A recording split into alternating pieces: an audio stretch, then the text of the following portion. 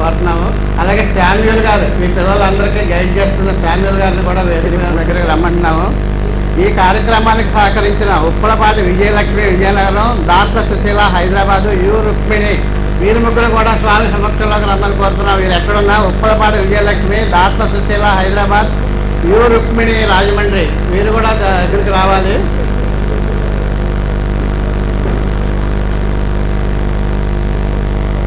ఇలా బాబు వీరా పిల్లలకి గైడ్ చేస్తారు మా స్వామి.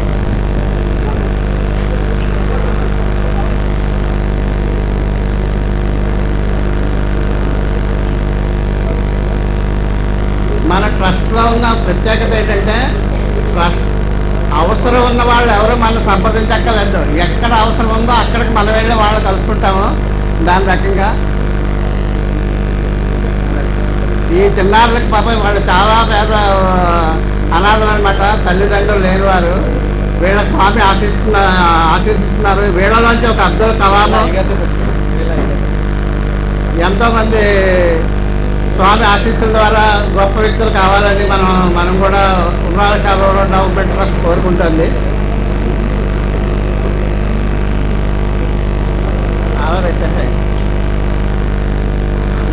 దుప్పట్లు కూడా తెచ్చి ఇవ్వాల్సిందిగా కోరుతున్నాం.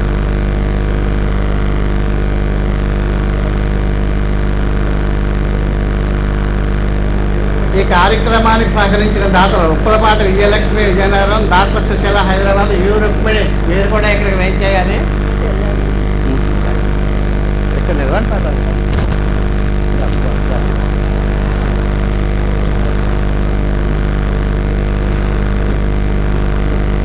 ఈ కార్యక్రమాన్ని చేపట్టిన వారు శ్రీ దంతులు సుశీల రాజమండ్రి, అలాగే ఎరిబండి పద్మలత రాజమండ్రి.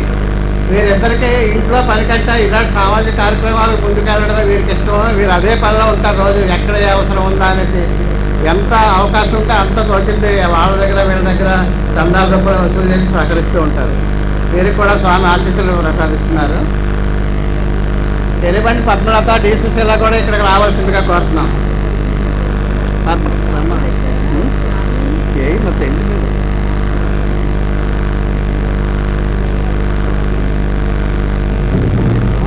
దుప్పట్లో చేపలు కూడా ఇక్కడ తీసుకురావాలి. దుప్పట్లో చేపలు కూడా ఇక్కడ తీసుకురావాలి.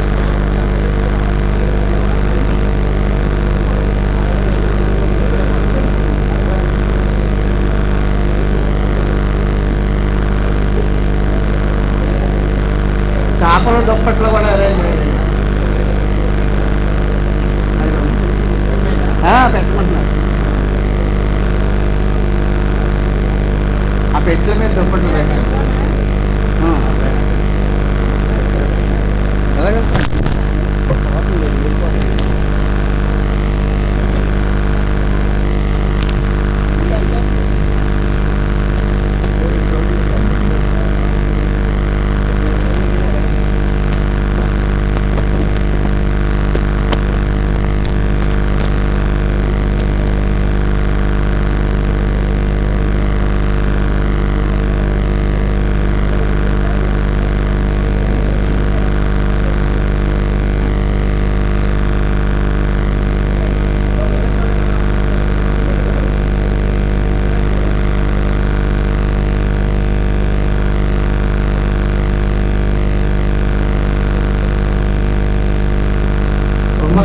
రూరల్ డెవలప్మెంట్ ట్రస్ట్ ఎన్నో కార్యక్రమాలు చేస్తుంది. అందులో ఇది చాలా చిన్నవి మాత్రమే. మెగా మెడికల్ క్యాంపులు కూడా నిర్వహిస్తుంది.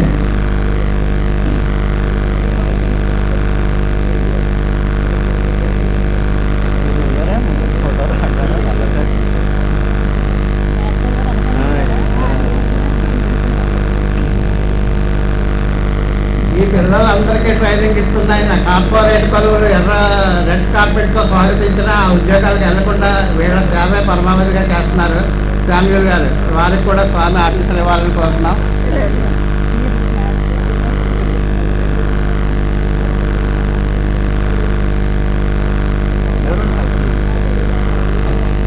చెప్పండి. ఈ మ్యాస్టర్ స్వామి పిల్లలందరికీ కూడా భోజనాలు పెట్టి తీసుకెళ్ళవలసిందిగా కోరుకుంటున్నాం. ఈ పిల్లలు పిల్లలందరికీ మాస్టర్ గారు భోజనాలు పెట్టించి తీసుకెళ్ళాలి.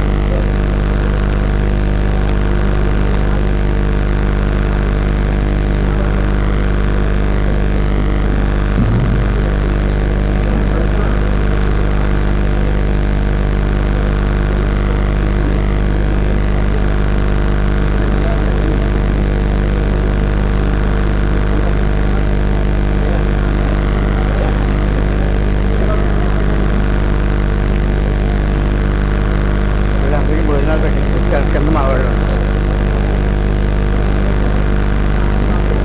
చెప్పాను.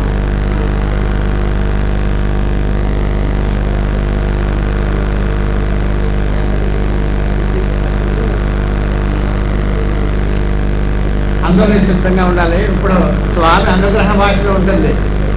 ఆ దివ్య ఉపదేశం, ఆ దివ్య సందేశం, ఆ అనుగ్రహ భాషను అందరూ కూడా కర్ణపేయంగా ఆలకించాలి. పిన్ డ్రాప్ సైలెన్స్, ఒక గుండె సూది కింద పడ్డ వినిపించేంత నిశ్శబ్దంతో ఉండాలి. తొందరగా పిల్లలందరినీ బయట తీసుకెళ్ళవలసిందిగా కోరుతున్నా వాలంటీర్స్.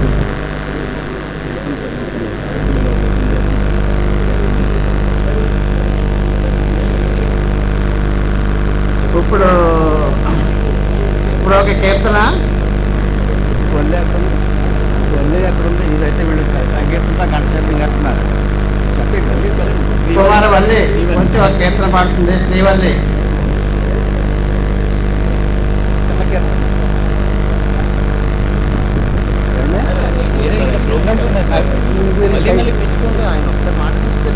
కాదు, ఆయన మాట్లాడడం చాలాసేపు అవుతుంది. అంటే ఇక్కడ సరే సరే స్వామి ప్రస్తుతం వాళ్ళకి పెట్టేయమంటున్నారు. ప్రసంగం ప్రారంభం కాబోతుంది. అందరూ కూడా అత్యంత భక్తి శ్రద్ధలతో వినాల్సిందిగా మనవి.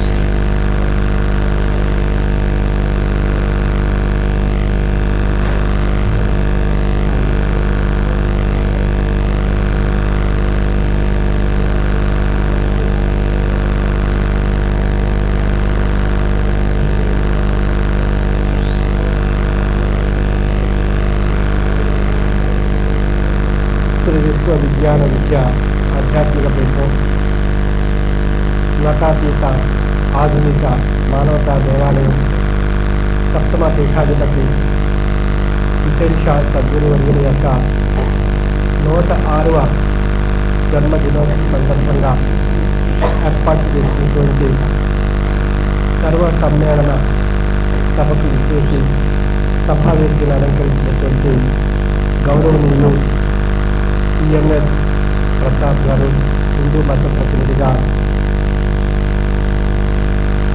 అమృత భాషధారిని చేసినటువంటి వారు, శ్రీ ఎండి రఫీక్ గారు ఇస్లాం మత ప్రతినిధిగా తమ అమూల్యమైనటువంటి సందేశాన్ని సభికులకు తెలియజేసినటువంటి వారు, గౌరవనీయులు శ్రీకాంత్ జేమ్స్ ఆర్ఆర్కే గారు క్రైస్తవ మత ప్రతినిధిగా అమూల్యమైనటువంటి క్రైస్తవ ధర్మ సూత్రాలను మనకు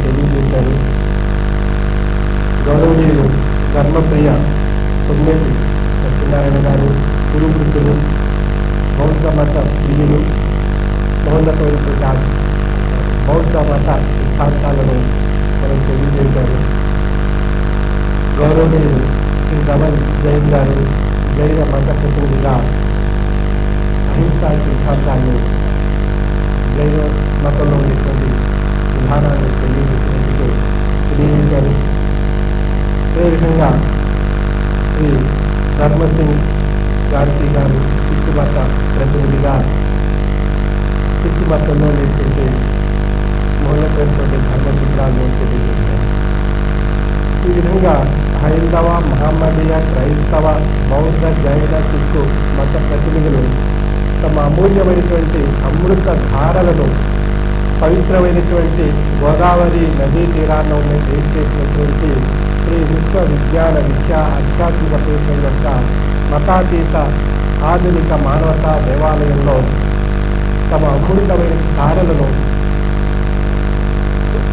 మానవ ప్రజానికి, సత్య జనానికి తెలియజేస్తూ ప్రతి మతంలో ఉండేటువంటి సమైక్యత, సర్వేశ్వరుడైనటువంటి భగవత్ స్వరూపం ఒక్కటే అనేటువంటి విషయాన్ని సభావేశపూర్వకంగా తెలియజేయడం జరిగింది. ఆకాశాత్ పతితం తోయం యథాగచ్చతి సాగరం సర్వదేవ నమస్కార శ్రీ సద్గురుమూర్తి ప్రతిగచ్చతి. ఆకాశం నుండి వర్షించినటువంటి నీరు అది అనేక నదుల రూపంలో ప్రవహించి చివరికి సముద్ర గర్భంలో మిళితం అయిపోతుంది. అసలు ఈ నీరు యొక్క ఆవిర్భావం ఎక్కడి నుండి కాబడింది అన్నప్పుడు సముద్రం నుండి ఆవిరి రూపంలో, మేఘాల రూపంలో అది తిరిగి జల రూపంలో వర్షధారణ చేసి భూమిపై పడి అది నదుల రూపంలో ప్రవహించి తిరిగి అది సముద్ర గర్భంలో కలిసిపోతుంది. అక్కడ నీరు అనేటువంటి స్వరూపం ఒక్కటే. అది సముద్ర రూపంగా ఉంది, మేఘాల రూపంలో ఉంది, వర్షం అనేటువంటి రూపంగా ఉంది, నదులు అనేటువంటి రూపంగా ఉంది. ఆ చివరికి ఈ అన్ని నదులు కలిసి ఆ యొక్క సముద్ర గర్భంలో మిళితమైపోతున్నాయి. అంటే ఆకాశం నుండి వర్షించినటువంటి నీరు తిరిగి ఆ యొక్క సముద్ర గర్భంలో ఏ విధంగా నీరు యొక్క స్వభావ స్వరూపం ఒకటిగా ఉండి అది ఏ విధంగా అయితే సముద్ర గర్భంలో కలిసిపోతున్నాయో అదేవిధంగా ఈ యొక్క ప్రపంచంలో, ఈ యొక్క దృష్టిలో ఉండేటువంటి అనేక మతాలు, ధర్మాలు, మతాలు వేరైనా, మార్గాలు వేరైనా, ధర్మము, జ్ఞానము ఒక్కటే. ఏ మతం చెప్పినా, ఏ భాష చెప్పినా, ఏ మార్గంలో ఉన్నప్పటికీ కూడా అది తెలియజేసేటువంటి ధర్మసూత్రం సర్వేశ్వరైనటువంటి భగవత్ స్వరూపం ఒక్కటే అనేటువంటి ధర్మాన్ని, జ్ఞానాన్ని ఆ ఈశ్వరవాణి ఆ నోట ఆయా నాటి కాలంలో ఆ యొక్క అవతారి రూపంగా, ఆ యొక్క ప్రవక్త రూపంగా, ఆ యొక్క ఋషి రూపంగా, ఆ యొక్క మహనీయ రూపంగా ఆ యొక్క ఈశ్వరవాణి ప్రబోధింపబడింది. అంటే ఆ యొక్క ఈశ్వరవాణి ఆ యొక్క నోట, శ్రీకృష్ణుని నోట ప్రబోధింపబడినటువంటి ఆ యొక్క ఈశ్వరవాణి భగవద్గీతగా, ఆ యొక్క ఈశ్వరవాణి ప్రవక్త నోట ప్రవచింపబడినటువంటిది పురాణ రూపంగా, ఆ ఈశ్వరవాణి క్రైస్తవ రూపంగా క్రీస్తు ధర్మంలో ప్రబోధింపబడేటువంటి బైబిల్ అనేటువంటి గ్రంథ రూపంగా, ఈ విధంగా సిక్కు, మత, జైన, బౌద్ధ గ్రంథాల్లో ఆ ఈశ్వరవాణి అది ఉత్కృష్టమైనటువంటి మహోన్నతమైనటువంటి ధర్మాన్ని, జ్ఞానాన్ని మనకు ప్రసాదించింది. ఇది ఆ ధర్మము, జ్ఞానము ఈనాడు వారి నోట ఈశ్వరవాణి ప్రకటింపబడ్డం చేత అది పవిత్రమైనటువంటి బైబిలు, భగవద్గీత, పురాణాలు, ఆది గ్రంథం, ఇలా ఈ బౌద్ధ గ్రంథాలు, ఈ విధంగా అనేక ఉత్కృష్టమైనటువంటి మహోన్నతమైనటువంటి గ్రంథాలు మనకు ప్రసాదింపబడ్డాయి. తద్వారా మనం ఏం పొందగలిగామో ధర్మము, మానవుడు ఈ యొక్క సృష్టిలో జన్మ మొదలుకొని అంత్యం వరకు ఏ విధంగా మనుగడ సాగించాలి, ఆ మనుగడ ఏ విధంగా ధర్మ ప్రకారం ఉండాలి, ఏ విధంగా జ్ఞాన ప్రకారంగా నడవాలి, ఈ విధంగా నడవాలి, ఏ రూపాల్లో ఏ విధంగా మనం జ్ఞాన సంపత్తిని పొంది తగ్గించాలి అనేటువంటి విషయాలను ఆ ధర్మసూత్రాల్లో ప్రబోధింపబడ్డాయి. అది ఆ ధర్మసూత్రాలు, ఆ జ్ఞానాన్ని మనం ఈనాడు మతాలుగా అన్వయించుకొని మనం ఆ యొక్క మత జ్ఞానాన్ని, మనం మత ధర్మసూత్రాలు అనుసరించి మనం ప్రయాణం చేయడం చేత మనం ఆ సర్వేశ్వరుని భగవత్ స్వరూపం యొక్క సన్నిధానానికి చేరేటువంటి ఈ యొక్క విషయాన్ని శాతత్వ అనేటువంటి గ్రంథంలో అవతారి బ్రహ్మర్షి ముఖ్యంగా సద్గురువులు ఒక చిన్న ఉదాహరణ రూపంలో విశ్లేషణ చేశారు. ఉదాహరణకు ఒక పర్వత శిఖరాల్లో జరాన్ని అనుకున్నప్పుడు వారికి నచ్చినటువంటి బాటలో వారు ప్రయాణం చేసి ఆ పర్వతం యొక్క శిఖరాల్లో యొక్క అగ్రభాగం చేరుకోవడం జరుగుతుంది. ఆ విధంగా ఎవరికి వారికి నచ్చినటువంటి మార్గాల్లో వారు ప్రయాణం చేసి ఆ యొక్క శిఖరం యొక్క అగ్రభాగం చేరుకోవడం జరుగుతుంది. ఆ శిఖరం యొక్క అగ్రభాగం చేరిన తర్వాత వారందరూ కలుసుకోవడం జరుగుతుంది. అంటే అన్ని శిఖరం యొక్క అగ్రభాగం అన్నప్పుడు ఈశ్వర ఏకత్వ ప్రతిపాదించినటువంటి స్థితి. ఆ స్థితికి రావాలి అనుకున్నప్పుడు ఎవరికి వారి యొక్క మత ధర్మ పరమైనటువంటి మార్గాల్లో ప్రయాణం చేసి ఆ శిఖరం యొక్క అగ్రభాగం చేరుకోవడం జరుగుతుంది. ఆ యొక్క మార్గము అన్నప్పుడు అది మతము అనేటువంటి విషయంగా అన్వయించినప్పుడు ఎవరికి వారి యొక్క మత ధర్మ జ్ఞాన స్వరూపమైనటువంటి సూత్రాలు ధర్మసూత్రాలు అనుసరించి వారు ప్రయాణం చేసి ఆ యొక్క అగ్రభాగం చేరిన తర్వాత మనంతా ఆ సర్వేశ్వరుడు భగవత్ స్వరూపం యొక్క శక్తి స్వరూపంలో అనేటువంటి విషయాన్ని తెలుసుకోవడం జరిగింది. ఆ యొక్క దృష్టిని ఎందుకు కేంద్రీకరించినప్పుడు తమ వచ్చినటువంటి బాటతో పాటు తమ తోటి వారు వచ్చినటువంటి బాట కూడా తెలుసుకోవడం జరిగింది. ఆ విధంగా విశేష సద్గురువర్యులు వారి యొక్క శాతత్వ అనేటువంటి గ్రంథంలో వారు ఈశ్వర ఏకత్వం ప్రతిపాదించినటువంటి తత్వాన్ని ప్రబోధించడం జరిగింది. మానవ జన్మ మొదలుకొని అంత్య పరిణామం వరకు మానవుల్లో ఉండేటువంటి అనేక దశలు, ఆ దశల్లో కలిగేటువంటి లక్షణాలు, ఆ లక్షణాల్లో ఉండేటువంటి ఈ జడత్వాన్ని ఈశ్వరత్వాన్ని రెండింటిని తెలియజేస్తూ జడత్వాన్ని ఏ విధంగా తొలగించుకోవాలి, ఈశ్వరత్వాన్ని ఏ విధంగా పొందాలి, జ్ఞాన మార్గాన్ని అనుసరించడం చేత మానవుల్లో కలిగేటువంటి ఉత్కృష్టమైనటువంటి శక్తి ఏ విధంగా ఉంటుంది అనేటువంటి అనేక విషయాలు వారి యొక్క శాతత్వం అనేటువంటి గ్రంథంలో తెలియజేయడం జరిగింది. అది మన యొక్క భౌతిక దైనందిన జీవన విధానంతో ముడిపడి ఉన్నటువంటి తత్వస్వరూపం. అంటే ఇది అప్లికేషన్ ఆఫ్ ఫిలాసఫీ అని చెప్పబడుతుంది. అంటే ఆచరించి కలిగించేటువంటి తత్వము శాతత్వము అనేటువంటి గ్రంథం. ఆ శాతత్వం అనేటువంటి గ్రంథంలో అనేక అధ్యాయాలు మనకి అది అనుభవాల్లో మనకి గ్రహించేటువంటి తెలియజేసేటువంటి శక్తి స్వరూపంగా ఉన్నటువంటి శాతత్వం అనేటువంటి గ్రంథాన్ని ఆ యొక్క అవతారి ఈ 365 రోజుల కాల వ్యవధిలో ఆ యొక్క మహోన్నతమైనటువంటి తత్వాన్ని రాజమండ్రిలోనే వసించి వారు ఆ యొక్క తత్వామృతాన్ని ధారపోయడం జరిగింది.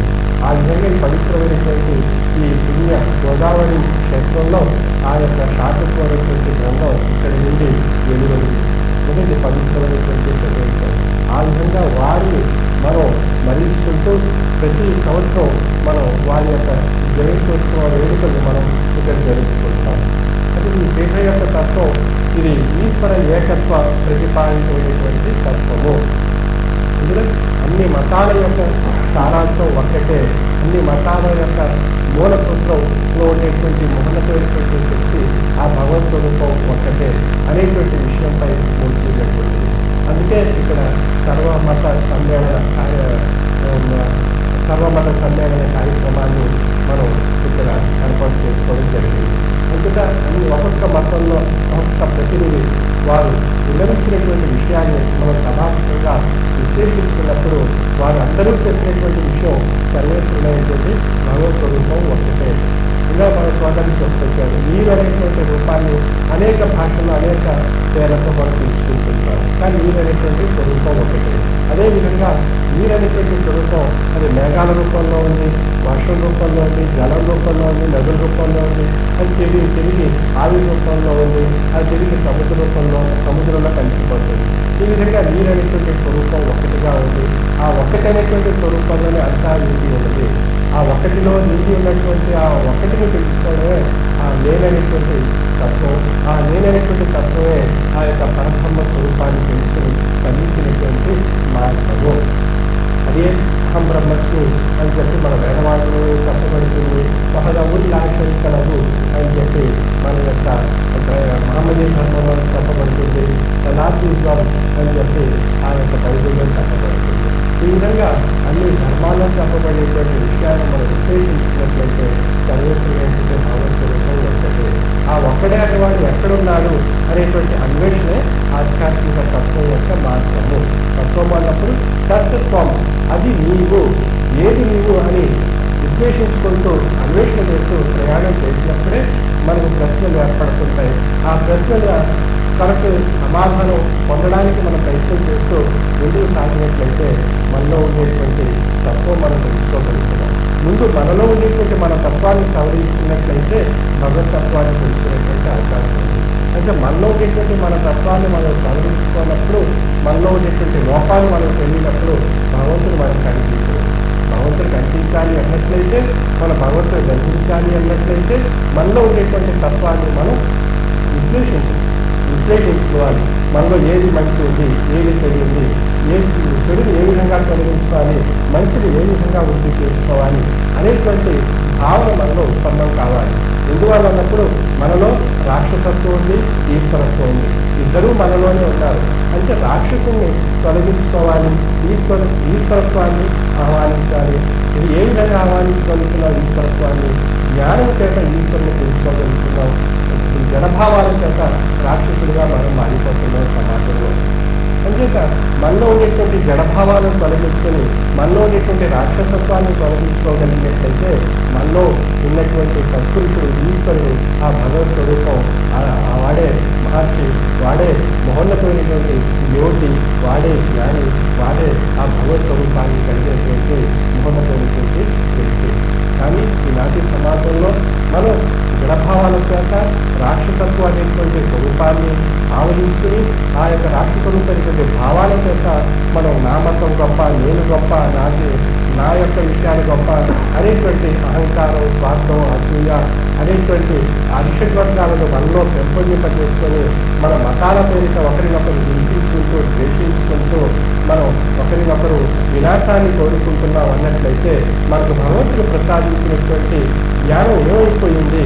మరి 84 లక్షల జీవరాశుల కన్నా ఉత్కృష్టమైనటువంటి జీవి మానవుడు మంచి జ్ఞాని, మేధాశక్తి అని చెప్పుకున్నప్పటికీ మనలో ఏది నిండి ఉన్నది అన్నప్పుడు అజ్ఞానము, రాక్షసత్వము, జడభావాల చేత ఒకరినొకరు హింసించుకుంటూ, వినాశాన్ని కోరికెచ్చుకుంటూ, సమాజాలను అశాంతి సృష్టిస్తూ, సమాజంలో అశాంతిని సృష్టిస్తూ మనం నష్టపోతున్నాం అన్నట్లయితే మన యొక్క జీవన విధానం ఏ దశగా మారిపోయింది? దిశ లేకుండా మనం అగమ్యమైనటువంటి అంధకారంలో మర్చిపోతున్నావా అనేటువంటి భావం మనలో ఏర్పడుతూ ఉంటుంది. ఎందుకంటే వాటి ఆయనటువంటి భావాల నుండి, అటువంటి అంధకారం నుండి, అటువంటి అజ్ఞానం నుండి తొలగించడానికే మనలో జ్ఞాన స్వరూపమైనటువంటి జ్యోతిని ప్రకాశింపచేయడానికే ఆ యొక్క ఆధ్యాత్మిక యోగిటువంటి జ్ఞానాన్ని ప్రకాశింపజేస్తున్నారు యోగులు, తాత్వికులు, జ్ఞానులు. అంటే ఆ యోగికమైనటువంటి తాత్విక జ్ఞానాన్ని మనం పొందినట్లయితే మనలో ఉండేటువంటి అజ్ఞానమైనటువంటి అంధకారాన్ని మనం తొలగించుకోగలుగుతాం. అప్పుడు మనలో జ్ఞానస్వరూపమైనటువంటి చక్షువులు ఏర్పడతాయి. ఆ జ్ఞానస్వరూపమైనటువంటి చక్షువుల చేత, కళ్ళ చేత ఆ భగవంతుడిని మనం దర్శించుకునేటువంటి అవకాశం ఉంది. అజ్ఞానం అనేటువంటి రాక్షసత్వం అనేటువంటి గట్టితో మనం చూసినట్లయితే సర్వం రాక్షసత్వంగానే కనిపిస్తుంది తప్ప మనకి ఏది మంచి దొరకలేదు. మనం మంచి పొందాలి అన్నట్లయితే మనం జ్ఞానస్వరూపమైనటువంటి చక్షువులు, జ్ఞానస్వరూపమైనటువంటి నేత్రాలతో చూసినట్లయితే సర్వం కూడా జ్ఞానస్వరూపమైనటువంటి తేజస్సుగా ఉంటుంది. ఆ సర్వంగా ఉండేటువంటి ఆ జ్ఞానస్వరూపమైనటువంటి తేజస్సులోనే ఆ భగవత్ స్వరూపం అనేటువంటి శక్తి నిండినది. ఆ శక్తే మనం తెలుసుకోవాలి. అంటే తదేవాలు కాదు, ఏదైతే సృష్టింపబడిందో ఆ సృష్టింపబడిన మహాపదార్థంలో ఆ భగవత్ స్వరూపమైనటువంటి శక్తి ప్రసాదింపబడింది. ఇక్కడ ఏది సృష్టింపబడింది అన్నప్పుడు ఈ యొక్క సృష్టింపబడి అందులో పంచభూతాత్మకమైనటువంటి పదార్థాలు ఏర్పడి ఆ పంచభూతాత్మకమైన పదార్థాల నుండి పంచభూతాత్మకమైనటువంటి శక్తి ఆవిర్భవించి ఆ పంచభూతాత్మకమైనటువంటి శక్తి నుండి జీవరాశి ఆవిర్భవించి 84 లక్షల జీవరాశుల యొక్క ఐక్య పరిణామంగా ఉన్నటువంటి ఉత్కృష్టమైనటువంటి మానవ జన్మ ఆవిర్భవించింది. ఆ మానవ జన్మ ఉత్కృష్టమైనది అని చెప్పుకోవడానికి కారణం మన భగవంతుడు ప్రసాదించినటువంటి మేధాశక్తి. ఆ మేధాశక్తి జ్ఞానాన్ని సముపార్జించుకోవడానికి ప్రసాదించాడు ఆ భగవంతుడు ఆ మేధాశక్తిని. కానీ ఇక్కడ మేధాశక్తిని మనం జడభావాల చేత అజ్ఞానమైనటువంటి అంధకారంలో మనం తగ్గిపోవడం చేత మనలో ఉండేటువంటి ఆ మేధాశక్తి అంతా కూడా దుర్వినియోగం కాబడుతుంది. అదే మన మేధాశక్తిని జ్ఞాన రూపంలో సద్వినియోగపరచుకోగలిగినట్లయితే ఈ సృష్టి యావత్తు ఈశ్వర సన్నిధమైనటువంటి శక్తి, భగవత్ స్వరూపమైనటువంటి శక్తి, ఆ భగవత్ స్వరూపమైనటువంటి శక్తి అది ఈశ్వరవాణి రూపంలో అది కృష్ణ భగవాన్ నోట, ప్రవక్త నోట, క్రీస్తు భగవాన్ నోట, జైన భగవాన్ నోట, బుద్ధ భగవాన్ నోట, ఈ విధంగా గురునానక్ వారి యొక్క నోట ఈ విధంగా ఆ యొక్క ఈశ్వరవాణి ప్రబోధించబడి మనకి ఈరోజు చక్కని ధర్మసూత్రాలను జ్ఞానాన్ని ప్రసాదించిన చేత మనం వాటిని అనుసరిస్తున్నాం, ఆచరిస్తున్నాం. వాటిని దశగా అనుసరించి మనం ప్రయాణం చేయడం చేత మనం ఆ యొక్క గమ్యాన్ని చేరుకోగలుగుతున్నాం. ఆ గమ్యాన్ని చేరుకోవడమే ఆ ఈశ్వర ఏకత్వ ప్రతిపాదితమైనటువంటి సత్యము. అంతేగా భిన్నత్వం నుండి ఏకత్వం అనేటువంటి స్థాయికి రాగలిగినప్పుడే మనలో ఆ ఈశ్వరత్వం తెలియబడుతుంది. ఆ విధమైనటువంటి పరిణామాన్ని తీసుకొచ్చి ఆ యొక్క అనుభవ రూపంలో తెలియజేసేటువంటి తత్వం శాతత్వము. అంటే శాతత్వం అనేటువంటిది ఒక